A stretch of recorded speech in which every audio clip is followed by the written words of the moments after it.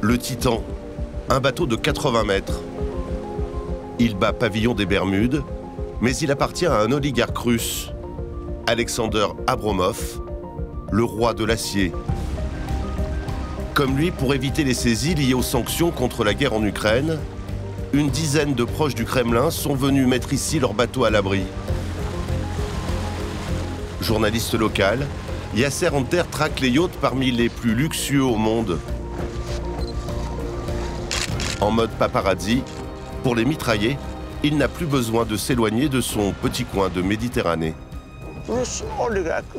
Si les oligarques russes, les milliardaires russes sont venus, c'est parce que la Turquie n'a pas voulu s'impliquer dans la guerre entre l'Ukraine et la Russie. Donc les yachts sont arrivés ici en mars-avril et ont jeté l'ancre dans les baies de la région. France, Italie, États-Unis ou ici Espagne, les yachts des oligarques russes ont été saisis par dizaines dans le monde.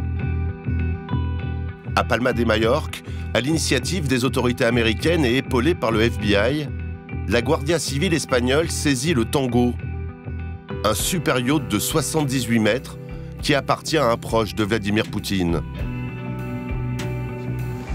Les oligarques qui ont pu fuir à temps ont mis majoritairement le cap sur la Turquie. Le yacht que vous voyez derrière moi, c'est celui de Roman Abramovich, le Solaris. Il est arrivé ici en mars et il ne bouge plus de la baie. Personne ne sait ce qui va se passer. Le Solaris, un incroyable bateau de 140 mètres de long. Il vaut plus de 400 millions d'euros. Son propriétaire, Roman Abramovich, le plus célèbre des milliardaires russes.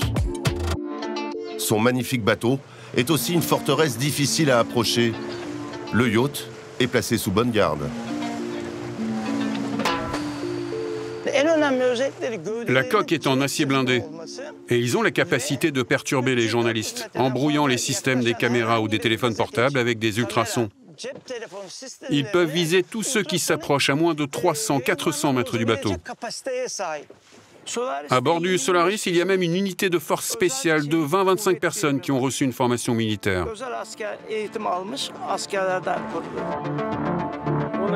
Malgré tous ces systèmes de sécurité, des activistes ukrainiens ont réussi à perturber l'arrivée du Solaris à Bodrum.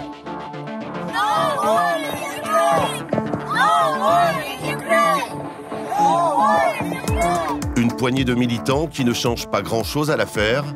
En Turquie, aucune menace réelle ne plane sur les bateaux russes. Ultime signe extérieur de richesse, symbole de la toute-puissance, plus que jamais, les yachts font aujourd'hui débat.